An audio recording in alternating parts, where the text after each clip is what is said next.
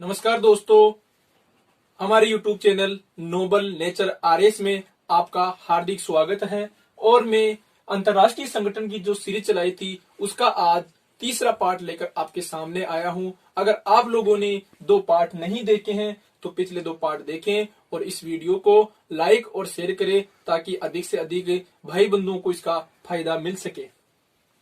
आज मैं जिन संगठनों की बात करूंगा उनमें मुख्यतः सबसे पहले उन संगठनों की बात करता हूं जिनका मुख्यालय वाशिंगटन डीसी अमेरिका में है। वाशिंगटन डीसी अमेरिका पोर्टा में एक रिवर के तट पर स्थित है, जो कि एग्जाम के हिसाब से एक महत्वपूर्ण फैक्ट है।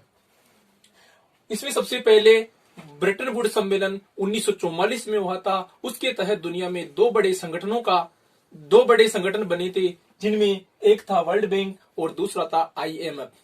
दोनों के कार्य समान है, लेकिन दोनों की स्थितियां एक जगह है, लेकिन दोनों में थोड़ा बहुत अंतर है। जो हम जानते हैं बैंक क्या कर सकता है और एक फंड में क्या हो सकता है। वर्ल्ड बैंक और IMF दोनों की स्थापना ब्रेटन वुड सम्मेलन 1944 के द्वारा हुई है। वर्ल्ड बैंक की बात करें तो इसकी स्थापना 27 दिसंबर 1945 को होती है ब्रेटन वुड सम्मेलन के परिणाम स्वरूप, और इसका मुख्यालय वाशिंगटन डीसी में है। और इसका कार्य यह होता है, जैसे भारत में कोई योजना चल रही है, जैसे हम बात करें तो राजस्थान की जयपुर में जो जल निकासी की योजना है उसमें वर्ल्ड बैंक द्वारा सहायता देकर उसको आगे बढ़ाया जा रहा है, भारतीय सरकारी सहायता की जा रही है। इस प्रकार IMF वह संस्था है जो कि इंटरनेशनल मॉनेटरी फंड है, जिसमें कुछ पैसा दुनिया इन्वेस्ट करती है और उस पैसे को IMF लोन के रूप में उन देशों को प्रदान करता है जिनको पैसे की जरूरत होती है। और इसमें जो ग्रे लिस्ट हमने FATF पढ़ा था, फाइनेंशियल एक्शन टास्क फोर्स, ऐसे जो संगठनों के द्वारा में रेटिंग दी जाती है, उन रेटिंग के हिसाब से यह लोन प्रदान करता है। अगर वर्ल्ड बैंक की बात करें तो यह है हमारे जो बैंक होते हैं गांव में, बड़ौदा बैंक है, ICICI बैंक, ऐसे बैंक होता है। जबकि IMF जैसे हमारा RBI होता है, ठीक उसी प्रकार IMF वैश्विक स्तर पर होता है। IMF की स्थापना 27 दिसंबर 1945 को वाशिंगटन डीसी अमेरिका में की गई। इन दोनों में एक और बेसिक अंतर है, जो IMF का अध्यक्ष होता है या इसको चलाने वाला होता है वह यूरोप महाद्वीप का होता है, और जो वर्ल्ड बैंक का अध्यक्ष होता है वह हमेशा उत्तरी अमेरिका महाद्वीप का बनता है। इसके बाद में मैं बात करूं तीसरा संगठन जो है IDA, इंटरनेशनल डेवलपमेंट ऑर्गेनाइजेशन। इसका काम है विश्व में जो विकास के लिए योजनाएं चलाई जा रही है, उन योजनाओं की देखरेख करना और उन योजनाओं को हमेशा प्रभावी ढंग से विभिन्न देशों में किस तरीके से लागू हो रही है उन पर वर्क करना। और इसकी स्थापना हुई थी 4 दिसंबर 1960 को, और इसका भी हेडक्वार्टर वाशिंगटन डीसी अमेरिका में है। इसके बाद में लास्ट संगठन है जिसका अमेरिका के वाशिंगटन डीसी में मुख्यालय है, वह है अंतरराष्ट्रीय वित्त निगम यानी कि IFC, इंटरनेशनल फाइनेंशियल कॉर्पोरेशन। इसकी स्थापना 20 जुलाई 1956 को हुई थी और इसका हेडक्वार्टर भी वाशिंगटन डीसी अमेरिका में है। इसके बाद में मैं बात करूं अगला संगठन जिसका नाम है UNIDO, जिसका फुल फॉर्म देखा जाए तो United Nations Industrial Development Organization, यानी कि संयुक्त राष्ट्र औद्योगिक विकास और संगठन, जिसका स्थापना 1968 में हुई थी और इसका मुख्यालय वियना ऑस्ट्रिया में है। वियना में भी कुछ संगठनों का मुख्यालय जिनका एक साथ जिक्र अगले वीडियो में कर दिया जाएगा। अभी तो UNIDO, United Nations Industrial Development Organization का मुख्यालय वियना ऑस्ट्रिया में है।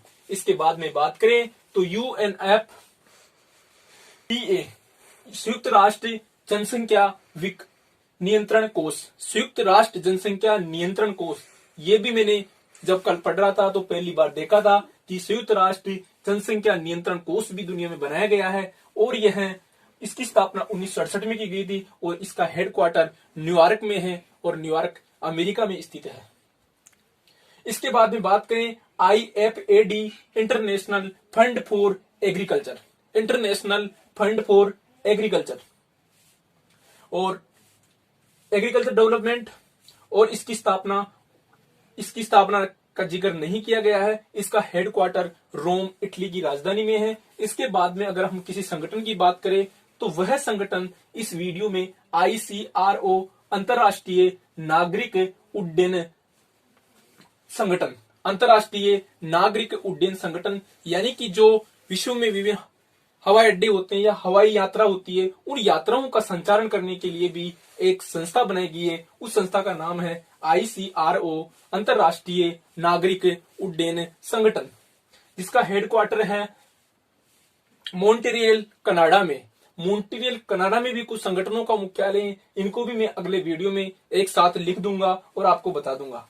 इसके बाद में एक इंपोर्टेंट महत्वपूर्ण संगठन है सार्क, जिसकी स्थापना की बात करें तो 1985 में हुई थी, और इसकी फुल फॉर्म की बात करें तो south Asia association regional cooperation, यानी कि दक्षिण एशिया सहयोग संगठन।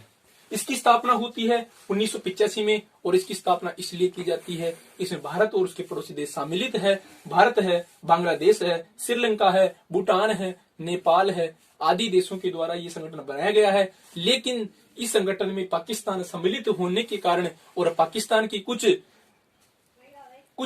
गलतियां और कुछ कमियों के बावजूद ये संगठन धीरे धीरे अपनी प्रासंगिकता से शायद पीछे हटता जा रहा है। इस संगठन ने 2004 में एक समझौता भी किया है, जिसका नाम है SAPTA, south Asia free trade agreement.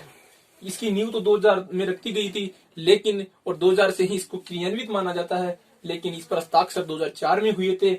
लेकिन आज कहीं न कहीं सार्क की जगह बिम स्टेक लेने जा रहा है। बिम स्टेक का मतलब होता है bay of Bengal initiative multi sectoral technical economic cooperation, यानी कि बंगाल की खाड़ी के आसपास के देशों ने एक संगठन बनाया है, जिसका मुखिया भारत है, और जिसको बोलते हैं कि भारत और हिंद महासागर के सारे देश, इन देशों ने मिलकर के एक संगठन बनाया जिसका नाम है बिमस्टेक। और आजकल जो सार्क है उसकी धीरे धीरे प्रासंगिकता समाप्त होती जा रही है, और उसकी जगह ये बिमस्टेक ले रहा है। बिमस्टेक का मुखिया भारत है, और इसका जो मुख्यालय है वो है ढाका, बांग्लादेश में। बांग्लादेश के राजधानी ढाका में है इसका मुख्यालय, और ये जो बिमस्टेक है ये सार्क का स्थान ले रहा है। इसके अलावा एक आंदोलन की बात करूं जो कि एक इंपोर्टेंट है, गुट निरपेक्ष आंदोलन। गुट निरपेक्ष आंदोलन का मतलब यह है कि दुनिया में जब शीत युद्ध की स्थितियां बन रही थी, भारत जैसे नवनियुक्त देश या आजाद हुए देश अपनी आजादी के लिए जंग लड़ रहे थे। उस वक्त 1945 के यूएनओ की स्थापना के बाद, सेकंड विश्व युद्ध की समाप्त होने के बाद दुनिया दो खेमों में बट रही थी, एक साइड यूएसएसआर और दूसरी साइड यूएसए। और इन दोनों गुटों में सम्मिलित होना नए आजाद देशों के लिए आवश्यकता। उस परिस्थिति में भारत के पंडित जवाहरलाल नेहरू, इंडोनेशिया के गमाल अब्दुल नासिर और घाना के जोसेफ ब्रोज टीटो के प्रयासों से दुनिया में एक नया संगठन बना, और उस संगठन का नाम है गुट निरपेक्ष आंदोलन। बांडुंग सम्मेलन 1955 में हुआ था इंडोनेशिया में। इस सम्मेलन के द्वारा 1961 में बेलग्रेड में, जो कि यूगोस्लाविया की राजधानी है, वहां पर दुनिया में पहली बार गुट निरपेक्ष आंदोलन का प्रथम सम्मेलन बेलग्रेड 1961 में होता है। और इसके बाद में गुट निरपेक्ष आंदोलन सक्रिय रूप से चलता है। भारत जैसे नए आजाद हुए देश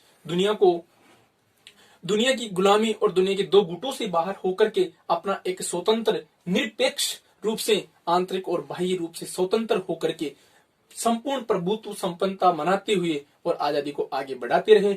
इसके बाद में गुट निरपेक्ष आंदोलन धीरे धीरे निष्क्रिय हुआ, क्योंकि 1991 में जो दो गुट बने थे, एक साइड यूएसएसआर था, दूसरी साइड यूएसए था। यूएसएसआर की कुछ कूटनीतियों के कारण और एक समाजवादी गुट होने के कारण यह 25 दिसंबर 1991 को समाप्त हो गया। और इसके साथ में ही दुनिया में जो गुट निरपेक्ष आंदोलन था, इसकी भी धीरे धीरे अब प्रासंगिकता समाप्त होती जा रही है। इस प्रकार मैंने दोस्तों इस वीडियो में आप लोगों को संगठन बताए हैं। अगर आपको ये पसंद आए तो इसको लाइक और कमेंट जरूर करना। दोस्तों, जो प्रकृति है वो हमारे को जन्म दिया है और हमें समाप्त करेगी। इस प्रकृति का आप संरक्षण जरूर करें। इन वीडियो का सबसे बड़ा संदेश आपको सिर्फ प्रकृति संरक्षण का दिया जा रहा है। जय हिंद, जय भारत।